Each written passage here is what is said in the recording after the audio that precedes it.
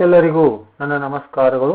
Karnataka TET paper 2 ಇಂದು ನಡೆದಿರತಕ್ಕಂತಹ ಒಂದು ಪರೀಕ್ಷೆಯಲ್ಲಿ ಗಣಿತ ವಿಷಯಕ್ಕೆ ಸಂಬಂಧಪಟ್ಟಿರುವಂತಹ ಎಲ್ಲ ಪ್ರಶ್ನೆಗಳಿಗೆ ಹಿಂದೆ ನಾನು ಪೂರ್ಣವಾದಂತಹ ವಿವರಣೆಗಳೊಂದಿಗೆ ಉತ್ತರವನ್ನು ನೀಡ್ತಾ ಇದ್ದೇನೆ.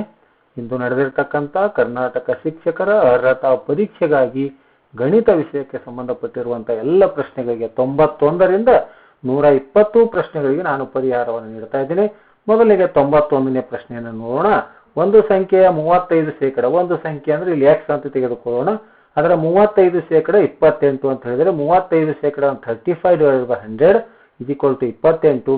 28 ಇಂಟು ಇದು 100 ಗುಣಾಕಾರ ಆಯಿತು, 35/2 ಛೇದವನ್ನು ಹೊಡೆದಾಗ ಬಂದಿರತಕ್ಕಂಥ ಉತ್ತರ 80 ಅಂದ್ರೆ 4ನೇ ಆಪ್ಷನ್ ಸರಿಯಾದಂತ ಉತ್ತರ. ಇನ್ನು 92ನೇ ಪ್ರಶ್ನೆ, ಕೊಟ್ಟಿರುವ ಹೇಳಿಕೆಗಳಲ್ಲಿ ಸರಿಯಾದ ಹೇಳಿಕೆ ಯಾವುದು ಅಂತ ಹೇಳಿದ್ರು. ಬಹುಪದೋಕ್ತಿ ಅಲ್ಲ, ಬಹುಪದೋಕ್ತಿ ಚರಾಕ್ಷರಗಳ ಖಾತ ಪೂರ್ಣ ಸಂಖ್ಯೆ ಅಥವಾ 0 1 2 3 ರೀತಿಯಾಗಿರಬೇಕು. ಮೈನಸ್ ನಲ್ಲಿ, ಭಿನ್ನರಾಶಿ, ಫ್ರಾಕ್ಷನ್ ನಲ್ಲಿ, ದಶಮಾಂಶದಲ್ಲಿ ಇರುವಂತಿಲ್ಲ.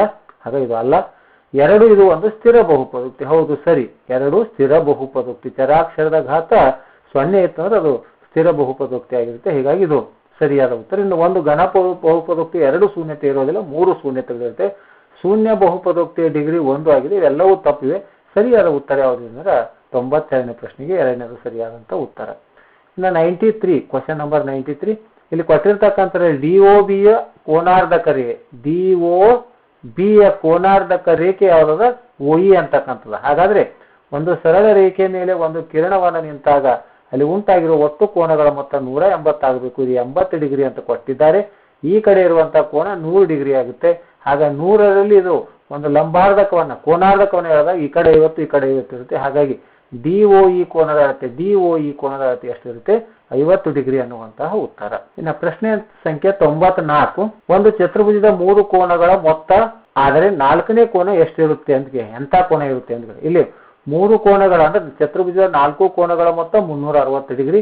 ಈ 3 ಕೋನಗಳನ್ನು ಕೂಡಿಸಿದಾಗ 244 ಬಂತು. ಒಂದು ಚತುರ್ಭುಜದ 4 ಕೋನಗಳ ಮೊತ್ತ 360ರಲ್ಲಿ 3 ಕೋನಗಳ ಮೊತ್ತ ಕಳೆದ 114 ಡಿಗ್ರಿ ಬಂತು. 114 ಡಿಗ್ರಿ ಅನ್ನೋದು ಸರಳ ಕೋನ ಅಲ್ಲ, ಲಂಬ ಕೋನ ಅಲ್ಲ, ಲಘು ಕೋನ ಅಲ್ಲ. ಅದು ಯಾವ ಕೋನ? ಅಧಿಕ ಕೋನ ಅನ್ನುವಂತಹ ಉತ್ತರ. ಇನ್ನು ನೆಕ್ಸ್ಟ್ 95ನೇ ಪ್ರಶ್ನೆ. 95ನೇ ಪ್ರಶ್ನೆ, ಘಾತಾಂಕಗಳ ನಿಯಮ. ಎ ಘಾತ m ಇಂಟು ಎ ಘಾತ n ಎ ಘಾತ m ಪ್ಲಸ್ n ಅನ್ನುವಂಥ ಸೂತ್ರ ಇದೆ. ಹಾಗೆ ಆಧಾರ ಸಂಖ್ಯೆಗಳು ಸೇಮ್ ಇದ್ದಾಗ, ಗುಣಾಕಾರ ಚಿಹ್ನೆ ಇದ್ದಾಗ, ಅಂದ್ರೆ ಎ ಘಾತ m ಇಂಟು ಎ ಘಾತ n ಇತ್ತಂದ್ರೆ ಅದಕ್ಕೆ ನಾವು ಏನ್ ಮಾಡ್ತೀವಿ? ಎ ಘಾತ m ಎ ಘಾತ n ಇತ್ತಂದ್ರೆ ಎ ಘಾತ m ಪ್ಲಸ್ n ಅನ್ನುವಂಥ ಸೂತ್ರವನ್ನು ಬಳಸ್ತೀವಿ. ಹಾಗಾಗಿ ಇಲ್ಲಿ m ಮತ್ತು n ಗಳ ಮೊತ್ತ ಅಂದ್ರೆ m ಮತ್ತು n ಗಳ ಮೊತ್ತ ಏನಾಗಿರುತ್ತೆ? 6ಕ್ಕೆ ಸಮನಾಗಿರುತ್ತೆ ಅಂತ. ಹಾಗಾಗಿ ಇಲ್ಲಿ m plus 3 plus m plus 1 6, m plus m ಅಂದ್ರೆ 2m, 3 ಪ್ಲಸ್ 1 4, ಆ ಕಡೆ ಇದ್ರೆ -4, 6 4 2 ಅಂದ್ರೆ x ಬೆಲೆ ಎಷ್ಟಾಗಿರುತ್ತೆ? m ಬೆಲೆ ಎಷ್ಟಾಗಿರುತ್ತೆ? 1 ಅಂತ. ಇಲ್ಲಿ 1 ಅಂತ. 1 ಪ್ಲಸ್ 3 1 ಪ್ಲಸ್ 1 1 ಪ್ಲಸ್ 3 ಅಂದ್ರೆ 4 ಆಯ್ತು. 4 ಇದು 2 ಎಷ್ಟಾಯ್ತು? 4ರ ಘಾತ -4ರ ಘಾತ 6 ಅನ್ನುವಂಥದ್ದು. ಹಾಗಾಗಿ ಇಲ್ಲಿ ಯಮನ ಬೆಲೆ ಎಷ್ಟಿರ್ಬೇಕಂದ್ರೆ 1 ಅಂತ. ಒಂದು ವೃತ್ತದ ವಿಸ್ತೀರ್ಣ 49 ಪೈ ಚದರಮಾನವಾದರೆ ವೃತ್ತದ ವಿಸ್ತೀರ್ಣ ಅಂತ ಕೊಟ್ಟಿದ್ದಾರೆ.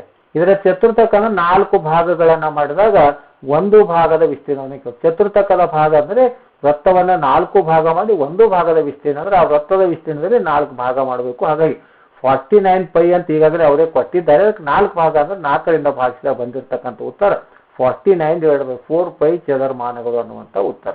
ಇನ್ನು 97th ಕ್ವಶನ್, 1 4 10 ಪಿ 16 ಸಂಖ್ಯೆಗಳ ಗುಂಪಿನ ಸರಾಸರಿ 9 ಆದಾಗ ಪಿ ನ ಬೆಲೆ.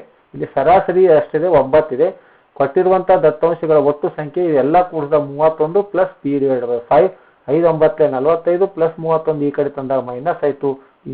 ಪಿ ಅಂದ್ರೆ ಕಳೆದಾಗ ಬಂದಿರತಕ್ಕಂಥ ಉತ್ತರ ಎಷ್ಟು ಅಂದ್ರೆ ಪಿ ಬೆಲೆ 14 ಇದ್ದಾಗ ಸರಾಸರಿ ಎಷ್ಟಾಗುತ್ತೆ? 9. ಸರಿಯಾದ ಉತ್ತರ ಆಪ್ಷನ್ 2. ಇನ್ನು 98ನೇ ಪ್ರಶ್ನೆ, 2 ಸಂಖ್ಯೆಗಳ ಗುಣಲಬ್ಧ. ಅವುಗಳಲ್ಲಿ ಒಂದು ಸಂಖ್ಯೆ ಇದು ಇದೆ ಅಂತ, ಒಂದು ಸಂಖ್ಯೆ ಇದು ಇದೆ, ಇನ್ನೊಂದು x ಅಂತ ತೆಗೆದುಕೊಳ್ಳೋಣ. ಅವುಗಳ ಗುಣಲಬ್ಧ -28/7. ಈಗ x -28/7, ಇದು 9 ಗುಣಾಕಾರ ಇತ್ತು, -4 ಛೇದದಲ್ಲಿ ಹೋಯ್ತು, ಮೈನಸ್ ಕ್ಯಾನ್ಸಲ್ ಆಗಿ ಇಲ್ಲಿ ಎಲ್ಲ ಛೇದವನ್ನು ಹೊಡೆದಾಗ ಬಂದಿರತಕ್ಕಂಥ ಉತ್ತರ ಎಷ್ಟು ಉಳಿತು? ಇಲ್ಲಿ 7/3 ಅನ್ನುವಂಥ ಉತ್ತರವನ್ನು ಉಳಿದಿದೆ. ಹಾಗಾಗಿ ಇದು ಸರಿಯಾದ ಉತ್ತರ, ಫಸ್ಟ್ ಆನ್ಸರ್ ಅಂತ. ಇದನ್ನು ಕಂಪ್ಲೀಟ್ ಆಗಿ ಬಿಡಿಸ್ಕೊಳ್ಳಿ. ಇನ್ನು 99ನೇ ಕ್ವಶನ್, ಪಾದದ ವಿಸ್ತೀರ್ಣ 49 ಪೈ ಸೆಂಟಿಮೀಟರ್ ಸ್ಕ್ವೇರ್. ಪಾದ ವಿಸ್ತೀರ್ಣ ಅಂದ್ರೆ ಇದು ವೃತ್ತದ ವಿಸ್ತೀರ್ಣ. ಎತ್ತರ 12 ಸೆಂಟಿಮೀಟರ್. ಶಂಕುವಿನ ಘನಫಲ ಕಂಡುಹಿಡಿಯುವ ಸೂತ್ರ 1/3 ಪೈ r ಸ್ಕ್ವೇರ್ ಇತ್ತಿದೆ. 1/3 ಪೈ ಆರ್ ಸ್ಕ್ವೇರ್ ಅಂದ್ರೆ ಪಾದದ ವಿಸ್ತೀರ್ಣ ಎಷ್ಟಿದೆ? ಇಲ್ಲಿ 49 ಪೈ ಇದೆ, ಇಂಟು ಎತ್ತರ 12 ಇದೆ, 2 ಒಂದಲೇ 3 ಒಂದಲೇ 3 4ಲೇ 12 ಅಂದ್ರೆ 49 4ಲೇ 196 ಪೈ ಅನ್ನುವಂಥದ್ದು ಇದು 4ನೇ ಉತ್ತರ, ಸರಿಯಾದಂತ ಉತ್ತರ. ಇನ್ನು 100ನೇ ಪ್ರಶ್ನೆ, ಈ ಅನುಪಾತದಲ್ಲಿರುವ 3 ಸಂಖ್ಯೆಗಳ ವರ್ಗಗಳ, ಈ 3 ಸಂಖ್ಯೆಗಳ ವರ್ಗ ಅಂದ್ರೆ ಇದು 1 ಅಂದ್ರೆ 1x, 2 ಅಂದ್ರೆ 2x, 3 ಅಂದ್ರೆ 3x ಅಂತ ಇಟ್ಟುಕೊಂಡ ಇವುಗಳ ವರ್ಗಗಳು ಅಂದ್ರೆ 1x ಸ್ಕ್ವೇರ್ ಅಂದ್ರೆ x ಸ್ಕ್ವೇರ್ ಅನ್ನುವಂಥದ್ದು. 2x ಅಂದ್ರೆ ಏನು? ಅದ್ರ ವರ್ಗ 4x ಸ್ಕ್ವೇರ್. 3x ನ ವರ್ಗ 9x ಸ್ಕ್ವೇರ್. ಇವುಗಳ ಮೊತ್ತ ಎಷ್ಟಿದೆ ಅಂದ್ರೆ 896 ಅಂತ ಅವರೇ ಕೊಟ್ಟಿದ್ದಾರೆ. ಹಾಗಾಗಿ 9 4 13 ಒಂದು 14x ಸ್ಕ್ವೇರ್ 896 ಅಂದ್ರೆ 896 14 ಆ ಕಡೆ ಹೋದಾಗ ಇದು ಛೇದವನ್ನು ಹೊಡೆದಾಗ ಇಲ್ಲಿ 64 ಉಳಿತು. ಈ 64 ಸ್ಕ್ವೇರ್ ಅನ್ನು ಈ ಕಡೆ √64 ಅದರ ಬೆಲೆ 8 ಅಂತ. ಈಗ ಇದು ಬೆಲೆಯನ್ನು ತುಂಬಲಾಗಿದೆ. x ಸ್ಕ್ವೇರ್ ಅಂತಿದೆ, 8ರ ವರ್ಗ 64, ಇದು 2 ಇಂಟು x ಸ್ಕ್ವೇರ್ ಇದೆ ಅಂದ್ರೆ 8ರ ವರ್ಗ 64, 2ಲೇ 256, 8ರ ವರ್ಗ 8 8ಲೇ 64, 3ಲೇ ಅಂದ್ರೆ 576 ಅನ್ನುವಂಥ ಉತ್ತರ. ಈಗ ನೆಕ್ಸ್ಟ್ ಮುಂದಿನ ಪ್ರಶ್ನೆ 101ನೇ ಪ್ರಶ್ನೆ. ಬಿಂದು -a ಮತ್ತು ಮೂಲ ಬಿಂದುವಿನ ನಡುವಿನ ದೂರ ಅಂತ ಕೇಳಿದ್ದಾರೆ. ಮೂಲ ಬಿಂದುವಿನಿಂದ ಯಾವುದೇ ಬಿಂದುವಿಗೆ ಇರುವ ದೂರವನ್ನು ಕಂಡುಹಿಡಿಯುವ ಸೂತ್ರ square root of x square plus y square ಇದೆ. x ಅಂದ್ರೆ ಇಲ್ಲಿ -a ಇದೆ, y ಅಂದ್ರೆ a ಇದೆ. ಇನ್ನು -a ಸ್ಕ್ವೇರ್ ಅಂದ್ರೆ ಅದು plus a square plus a square, 2a square ಆಯ್ತು, a ಸ್ಕ್ವೇರ್ ವರ್ಗಮೂಲ a ಆಯ್ತು, ರೂಟ್ನಾಗ 2 ಅಂದ್ರೆ ಸರಿಯಾದ ಉತ್ತರ ಆಪ್ಷನ್ 4 ಅಂತ. 102ನೇ ಪ್ರಶ್ನೆ 7ರ 2 ಕ್ರಮಾನುಗತ ಗುಣಕಗಳ ವರ್ಗಗಳ ಮೊತ್ತ 637. ಕ್ರಮಾನುಗತ ವರ್ಗಗಳ ಮೊತ್ತ, ಕ್ರಮಾನುಗತ ಸಂಖ್ಯೆಗಳು x ಮತ್ತು x ಪ್ಲಸ್ 7 ಅಲ್ಲಿ ಅವುಗಳ ವರ್ಗಗಳ ಮೊತ್ತ 637 ಅಂತ ಹೇಳಿದ್ದಾರೆ. ಹಾಗಾದ್ರೆ ಅದನ್ನು ಬಿಡಿಸಿದಾಗ ಬಂದಿರತಕ್ಕಂಥ ಇಲ್ಲಿ x square plus 21x minus 14x plus 94 0 ಅಂತ ಬಂದಿದೆ. ಇಲ್ಲಿ 294 ಇದೆ, ಇದು 294 ಅಂತಕ್ಕಂಥದ್ದು. ಇದನ್ನು ಅಪವರ್ತನವನ್ನ ಮಾಡಿದಾಗ ಬಂದಿರತಕ್ಕಂಥ x ನ ಉತ್ತರ ಎಷ್ಟು ಬರುತ್ತೆ? 14 ಬರುತ್ತೆ. x ಅಂದ್ರೆ 14, 14 ಪ್ಲಸ್ 7 ಅಂದ್ರೆ 21 ಅನ್ನುವಂಥ ಎರಡನೇ ಆಪ್ಷನ್ ಸರಿಯಾದ ಉತ್ತರ. 103ನೇದು 40 ವಿದ್ಯುತ್ ಬಲ್ಬ್ಗಳಿರುವ ಬಾಕ್ಸ್ ನಲ್ಲಿ 20% ಬಲ್ಬ್ಗಳು ದೋಷಪೂರಿತ ಅಂದ್ರೆ 40ರ 20% ಅಂದ್ರೆ 8 ಬಲ್ಬ್ಗಳು ದೋಷಪೂರಿತವಾಗಿ, ಉತ್ತಮ ಬಲ್ಬ್ಗಳ ಸಂಖ್ಯೆ 40ರಲ್ಲಿ ದೋಷಪೂರಿತ ಇದ್ದೀವಿ ಕಳೆದ್ರೆ ಉತ್ತಮ 32. ನಮಗೆ ಕೇಳಿದ್ದಾರೆ ಉತ್ತಮವಾದ ಒಂದು ಬಲ್ಬ್ ಅನ್ನು ಪಡೆಯುವ ಸಂಭವನೀಯತೆ ಅಂತ ಕೇಳಿದರೆ ಉತ್ತಮ ಬಲ್ಬ್ 32 ಇದೆ, ಒಟ್ಟು ಬಲ್ಬ್ಗಳ ಸಂಖ್ಯೆ 40, ಛೇದವನ್ನು ಹೊಡೆದ 4/5 ಅನ್ನುವಂಥ ಉತ್ತರ. 104 ಮಧ್ಯ ಪದಗಳ ಗುಣಲಬ್ಧ ಇಂಟು ಅಂತ್ಯ ಪದಗಳ ಗುಣಲಬ್ಧವನ್ನು ಮಾಡಿದಾಗ ನಮಗೆ ಬಂದಿರತಕ್ಕಂಥ ಉತ್ತರ ಇಲ್ಲಿ ಬಿಡಿಸಿದಾಗ 8 ಇಂಟು 72.6 ಅಂತಿದೆ. ಅಂತ್ಯ ಪದಗಳ ಗುಣಲಬ್ಧ ಇಂಟು x ಇಂಟು 17.6, 17.6 ಈ ಕಡೆ ಛೇದ ತಂದಾಗ ಛೇದವನ್ನು ಹೊಡೆದಾಗ ಇದು ಎಷ್ಟು ಬಂದಿದೆ ಉತ್ತರ ಅಂದ್ರೆ 33 ಅನ್ನುವಂಥ ಉತ್ತರ 3ನೇ ಆಪ್ಷನ್ ಸರಿಯಾದ ಉತ್ತರ. ಇನ್ನು 105ನೇದು ಇಲ್ಲಿ AB ಬೆಲೆ, BC ಬೆಲೆ, AC ಬೆಲೆ ಕೊಟ್ಟಿದ್ರೆ ಇದಕ್ಕೆ ಇದು ಸಮರೂಪ ತ್ರಿಭುಜಗಳು ಅಂತ ಹೇಳಿದ್ದಾರೆ. EF ಅನ್ನ ಕೊಟ್ಟಿದ್ದಾರೆ ಅಂದ್ರೆ ಇದರ 2ರಷ್ಟು ಇದೆ. ಇದು 2.5 2ರಷ್ಟು 5, 3ನ 2ರಷ್ಟು 6, ಇವೆಲ್ಲವನ್ನಗಳನ್ನು ಕೂಡಿಸಿದಾಗ ಒಟ್ಟು ಎಷ್ಟಾಯ್ತು? 15 ಆಯ್ತು ಅಂತಕ್ಕಂಥದ್ದು. ಅಂದ್ರೆ ಇಲ್ಲಿ ನಮಗ ಆ ಒಂದು DEF ತ್ರಿಭುಜದ ಸುತ್ತಳತೆ ಅಂತ ಹೇಳಿದ್ರೆ DEF ತ್ರಿಭುಜದ ಸುತ್ತಳತೆ ಎಷ್ಟು? 15. ಎರಡನೇ ಆಪ್ಷನ್ ಸರಿಯಾದ ಉತ್ತರ. ಇನ್ನು 106ನೇ ಪ್ರಶ್ನೆಯಲ್ಲಿ ಒಂದು ಸಂಖ್ಯೆಯ ಘನ ಮತ್ತು ಅದೇ ಸಂಖ್ಯೆಯ ವರ್ಗಗಳ ವ್ಯತ್ಯಾಸ 100 ಅಂತ. ಒಂದು ಸಂಖ್ಯೆಯ ಘನ ಮತ್ತು ಅದೇ ಸಂಖ್ಯೆಯ ವರ್ಗ, ಇದು ವರ್ಗ ಇದೆ, ಅವುಗಳ ಬೆಲೆ 100 ಅಂತ ಹೇಳಿದ್ದಾರೆ. ಯಾವ ಬೆಲೆಯನ್ನು ಇಲ್ಲಿ ಘನ ಮತ್ತು ವರ್ಗ ಮಾಡಿದಾಗ 5ರ ಘನ ಮತ್ತು 5ರ ವರ್ಗಗಳನ್ನ ಮಾಡಿದಾಗ ನಮಗೆ 100 ಬರ್ತದೆ. 5ರ ಘನ ಅಂದ್ರೆ 125 ಮೈನಸ್ 5ರ ವರ್ಗ ಅಂದ್ರೆ 25, ಕಳೆದಾಗ ಎಷ್ಟು ಬಂತು? 100 ಅಂದ್ರೆ ಸರಿಯಾದ ಉತ್ತರ ಇಲ್ಲಿ ಆಪ್ಷನ್ 1 ಅಂತಕ್ಕಂಥ 106ನೇ ಪ್ರಶ್ನೆಗೆ. 107ನೇ ಪ್ರಶ್ನೆ ನೋಡೋಣ. ಚಂದ್ರನ ವ್ಯಾಸವು ಭೂಮಿಯ ವ್ಯಾಸದ 1/4ರಷ್ಟಿದ್ರೆ ಅವುಗಳ ಘನಫಲಗಳ ಅನುಪಾತ ಅಂದ್ರೆ ಅದನ್ನ ಘನವನ್ನ ಮಾಡಬೇಕು. ಚಂದ್ರನ ವ್ಯಾಸ ಅಂತಕ್ಕಂಥದ್ದು ಇದು ಏನದ ಭೂಮಿಯ ವ್ಯಾಸದ 1/4 ಇಂಟು 1/4 ಭೂಮಿಯ ವ್ಯಾಸ ಅಂತ ಕೊಟ್ಟಿದ್ದಾರೆ. ಇದು ಭೂಮಿಯ ವ್ಯಾಸ. ಇದನ್ನು ಈ ಕಡೆ ತಂದೆ ಅಂದ್ರೆ 4 ಚಂದ್ರನ ವ್ಯಾಸ ಇಸ್ ಈಕ್ವಲ್ ಟು 1 ಇಂಟು ಭೂಮಿಯ ವ್ಯಾಸ. ಇದನ್ನ ಘನ ಮಾಡಿದಾಗ ನಮಗ್ ಕೇಳಿದ್ದು ಅವುಗಳ ಘನಫಲಗಳ ಅನುಪಾತ ಅಂತ ಕೇಳಿದ್ದಾರೆ. ಘನಫಲಗಳ ಅನುಪಾತ ಅಂದ್ರ ಇಲ್ಲಿ 64ರ ಘನ ಅಂದ್ರೆ 64 ಅನುಪಾತ 1ರ ಆಗ್ಬೋದು ಅಥವಾ 1 ಅನುಪಾತ 64 ಆಗುತ್ತೆ. ಹಾಗಾಗಿ ಇಲ್ಲಿರ್ತಕ್ಕಂಥ ಉತ್ತರ 1ನೇ ಆಪ್ಷನ್ ಸರಿಯಾದ ಉತ್ತರ. ಅವುಗಳ ಘನಫಲಗಳ ಅನುಪಾತ ಮತ್ತು ಚಂದ್ರ ಮತ್ತು ಭೂಮಿ ಅಂತ ಹಿಂಗೆ ಕೊಟ್ಟಾಗ ಮತ್ತೆ ಅಲ್ಲಿ ಸ್ವಲ್ಪ ವ್ಯತ್ಯಾಸ ಆಗ್ತಿತ್ತು. ಬಟ್ ಇಲ್ಲಿ ನೇರವಾಗಿ ಕೊಟ್ಟಿದ್ದಾರೆ, ಹಾಗಾಗಿ 1 ಅನುಪಾತ 64. ಇದು 108ನೇ ಪ್ರಶ್ನೆ. ಎಕ್ಸ್ ಬೆಲೆಯನ್ನು ತುಂಬಬೇಕಿಲ್ಲಿ. ಎಕ್ಸ್ ಬೆಲೆಯನ್ನು x ಸ್ಕ್ವೇರ್ ಮಾಡಬೇಕು. ಇಲ್ಲಿ x ಸ್ಕ್ವೇರ್ ಮಾಡಿ ಆದೇಶವನ್ನು ಮಾಡಿದಾಗ ಬರುತ್ತೆ.